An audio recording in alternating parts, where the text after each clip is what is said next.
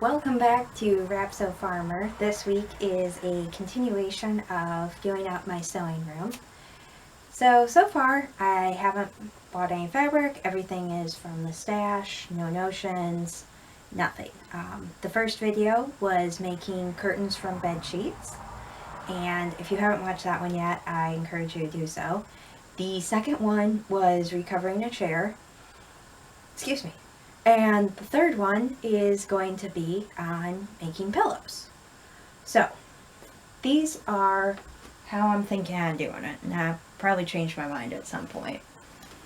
The pillows came from, my mom bought a bedroom set of like duvet and sheets and dust ruffles, and I forget all what was in it, but it was like $20 for a massive garbage bag full of stuff. And it came with a couple of throw pillows. And she's not really keen on the throw pillows, so we're going to recover them with new covers. And one of these days I'm going to move, and I'm not sure what my house is going to look like or what I might want. So I'm leaving the existing fabric on these because I have nothing against it. It's a pretty red pillow. And this way, in the future, I can take off the cover I make and have a pretty red pillow, or I can take off the cover and recover it with something else. I'm leaving myself open to a wide range of possibilities.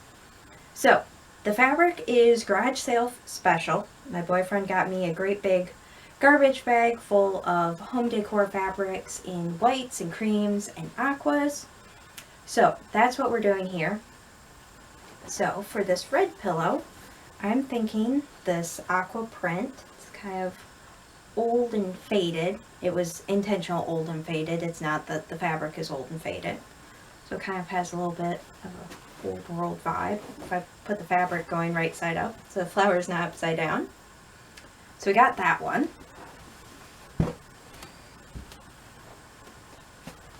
This fabric, they hacked all to bits. Like every single piece of it, there's this giant chunk missing. I have no idea what they were thinking. I think they were looking for a specific motif on the fabric. I don't know. But I have a ton of it cut out with chunks like this, which is fun. So it took a minute to figure out what we were going to do with this, but I've got this long skinny pillow here. I think I can just cut it like that and have plenty. And then the final pillow is this one. It's just a nice pretty blue. And then this is actually drop cloth fabric. It's kind of a cottony fabric. I get mine at Home Depot. You want to make sure you don't get the rubbery backed kind. This is just fabric, single-sided. But what I've discovered is it makes really good home decor fabric. So they come in different sizes, so you could do, like some of them are shaped more for hallways, some of them are for great big rooms. You can get them depending on what you're thinking on making. These are leftovers that I've had. I've made curtains with them, and I had really big tall curtains, and I ran my curtains from almost the ceiling to the floor. So it was going to be horribly expensive to buy that much fabric, and I needed something good and thick and heavy because they are single paned windows and I live in a cold climate. So I've done that. I made a slip cover for a sofa. It was inherited from a family member, and I'm pretty sure it was made in the 80s. So it was a good shaped sofa. Okay, it was slowly dying. But I made a slip cover out of drop cloth. And I make sure I wash my drop cloth when I get home. Actually, I wash all fabric when I get home. I don't care if it comes from the thrift store, the garage sale, or even the fabric store. I always wash everything when I get home. And that way, I'm not bringing in any bugs if I'm buying it from somewhere. I'm washing out other people's soaps and perfumes because soaps and perfumes really bother me. And my fabric is pre-shrunk. So whenever I want to make a project, my fabric is ready to go. If it comes from a thrift store or something, I might have to wash it a few times to get the smell out. I have a pair of sheets I got. I think they went through the wash 3 times before they finally stopped smelling.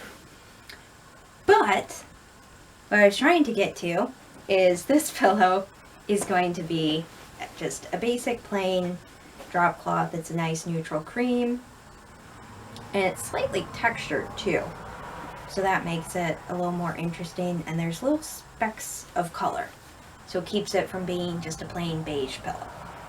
So those are the 3 throw pillows I'm thinking, and then I'll give you a sneak peek at the next project too, because I'm excited. So I've got this pretty aqua print, I guess it's not print, pattern, and I've got enough of it. I'm going to make a seat cushion and a little pillow to go your low back when you're sitting in the rocking chair. And I've got quilt batting, Garage Sale Special, and I didn't want to use it up on a craft project. I wanted to save it for doing quilts, because I've been working on some quilts too. For each the age where everyone I know is having a baby, so we're making baby quilts. But this is some wool batting we had made from our sheep's wool. So this is going to make a seat cushion and a low back pillow, because usually when I'm sewing, my mom will hang out in the background and sit in the rocking chair, and she'll help me with the camera, or if I need a second pair of hands, trying to wrangle fabric. Bed sheets are huge, not the most cooperative, so having a second pair of hands to be able to stretch out and get it to lay flat really helps. So that's this week's project and next week's project, and we'll see how it goes. So we're doing these really basic. I'm not doing any frills. It's just going to be a square or rectangle for the pillow form. So I'm going to measure my pillow. And it is 15.5 inches. And then I need a 1/2 inch on either side for seam allowance. So that'll get me an inch, be 16.5. And I'm going to do a 1/2 inch seam allowance, even though standard is 5/8. Because I am not doing math on 5/8 plus 5/8 plus 15.5. I don't do math. So we need a 16.5 inch square. And I have my kind mat, so that'll get me nice true square lines. And I got my fold lined up there. So these two are my straight edge. It's off by a little bit, but since this is a pillow, we're not gonna worry too much. And this one slopes. So we're going to cut to 16.5.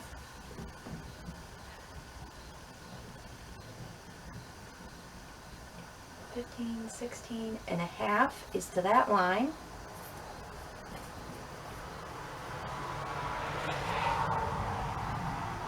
And my ruler has a 1/2 inch mark, so I can make sure to line up nice and straight on the lines. Which is why we're using it.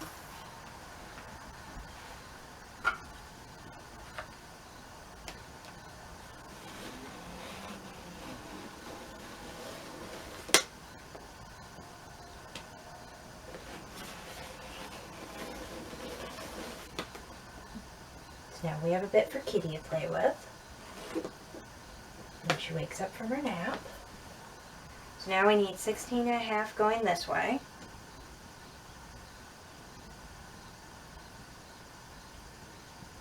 16.5, and we're just going to do the same thing going this way.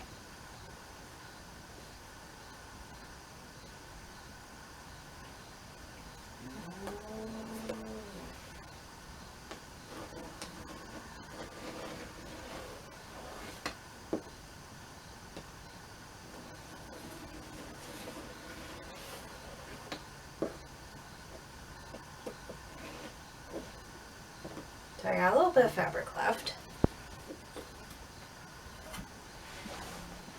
Now, I'm going to turn this so it's right sides together. And it's already, I've got the fold on one side, so I don't need to fold or sew on that side. I've got my raw edges lined up. So I'm going to sew around, but I need to leave a hole so I can get my pillow in, and then I'll hand sew it shut. So I'll only go a few inches around the corner, and then I can put the pillow in, turn the edges in, and sew it shut. So I've got my pillow done. Oh, there we go, there's right side up. So seams on the bottom, and to sew it shut, I'm just going to fold under each side about a ½ inch or so. And then to make life easy on myself, I'm going to pin it so I can sew without having to stop and fight it so much, because it is a well-stuffed pillow.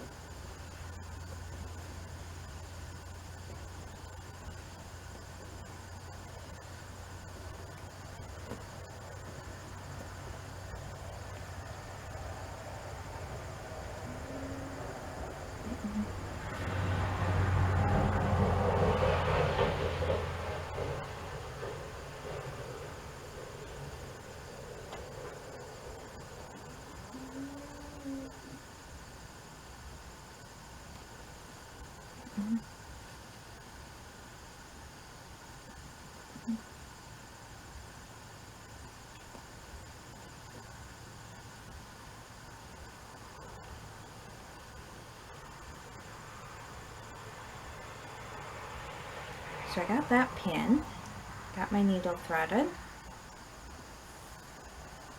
and I'm going to lock my thread in.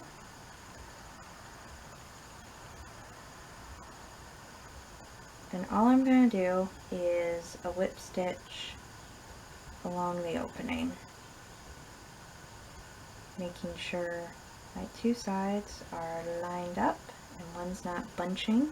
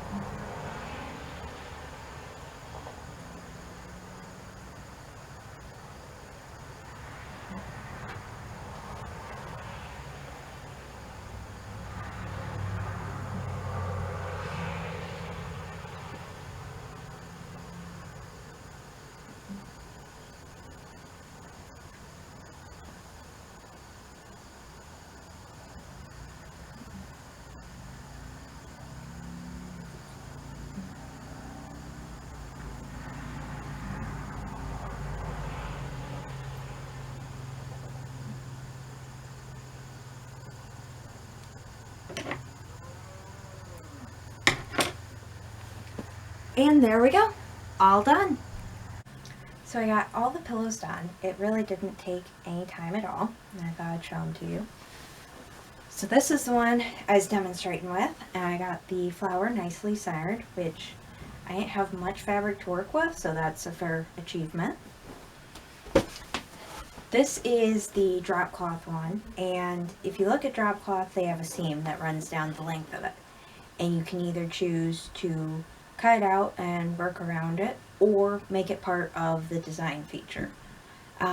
If you watch Hometown with Aaron and Ben Napier, they're down in Mississippi, I think, one of those states, and she does drop cloth curtains a fair bit, and she actually used the seam as a design feature in the curtains.